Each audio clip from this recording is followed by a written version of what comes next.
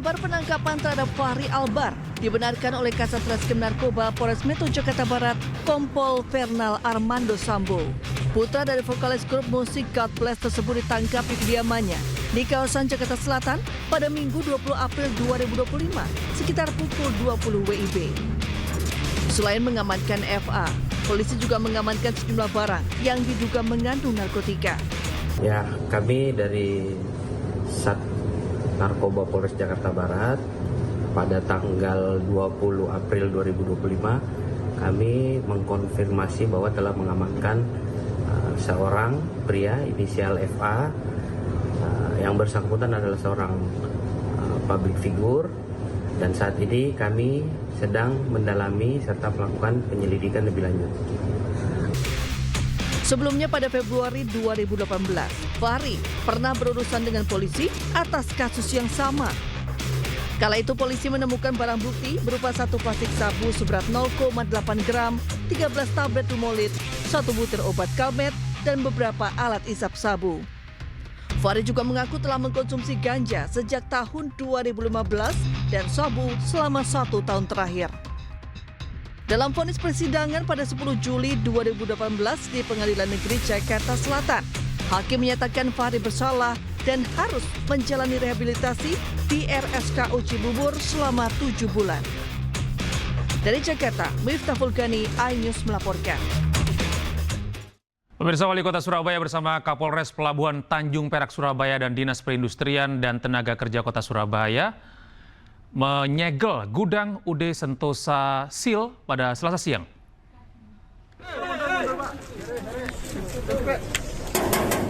Waalaikumsalam. Penyegelan ini dilakukan setelah ditemukan sejumlah pelanggaran aturan yang berpotensi membahayakan keselamatan lingkungan dan masyarakat sekitar. Menurut Wali Kota Surabaya Eri Cahyadi, gudang milik Jan Hua Diana ini menyalahi aturan karena tidak memiliki nomor induk berusaha atau NIB dan tanda daftar gudang atau TDG. Padahal kewajiban memiliki TDG telah diatur dalam Permendak tentang penataan dan pembinaan gudang yang diwajibkan setiap pemilik gudang memiliki TDG. Kita dengan Pak Kapolres selalu melakukan koordinasi, dan ternyata perusahaan apapun di Surabaya harus mentaati izin dan guyup, tidak membuat gaduh. Dan ternyata perusahaan ini tidak ada tanda daftar gudangnya. Sehingga hari ini kami tutup. Kami sudah berkoordinasi dengan Kementerian Perdagangan. Kita beralih ke informasi lain, pemirsa. Badan Penyelenggara Jaminan Produk Halal bersama dengan Badan Pengawas Obat dan Makanan menemukan 9 olahan makanan mengandung porsin atau babi. Ironisnya, 7 diantaranya bersertifikat halal.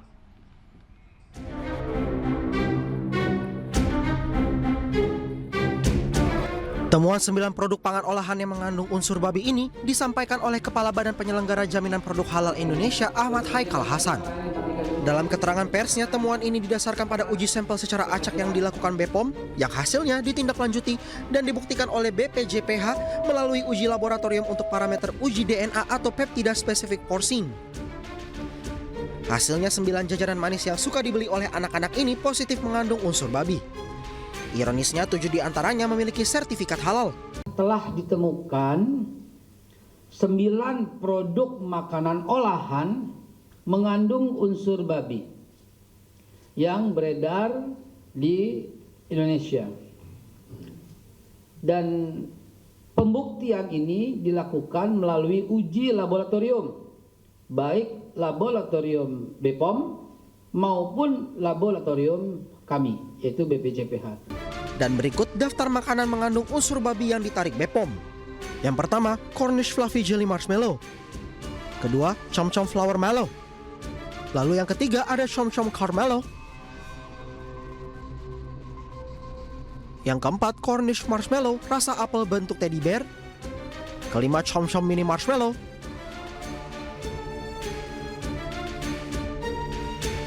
Yang keenam, Hakiki Gelatin. Ketujuh, Larbi TYL Marshmallow isi selai vanila. kedelapan ada Triple A Marshmallow rasa jeruk. Dan yang terakhir, Sweet Me Marshmallow rasa coklat. Atas temuan ini BPJPH langsung melayangkan surat pemanggilan kepada produsen atau distributor untuk melakukan penarikan produknya dari peredaran. Dari Jakarta, Ahmad Muharlin, Aulia Syah Ramadan, iNews melaporkan.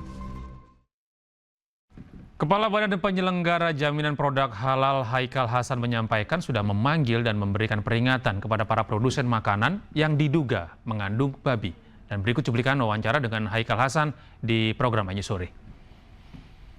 Di supermarket, di hypermarket, di Indomart, di Alfamart, di Family Mart, di berbagai macam, itu jumlahnya jutaan.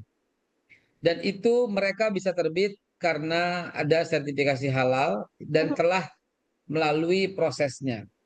Namun di tengah jalan ada produk-produk yang satu mungkin dicurigai ya ditengarai merubah ingredients.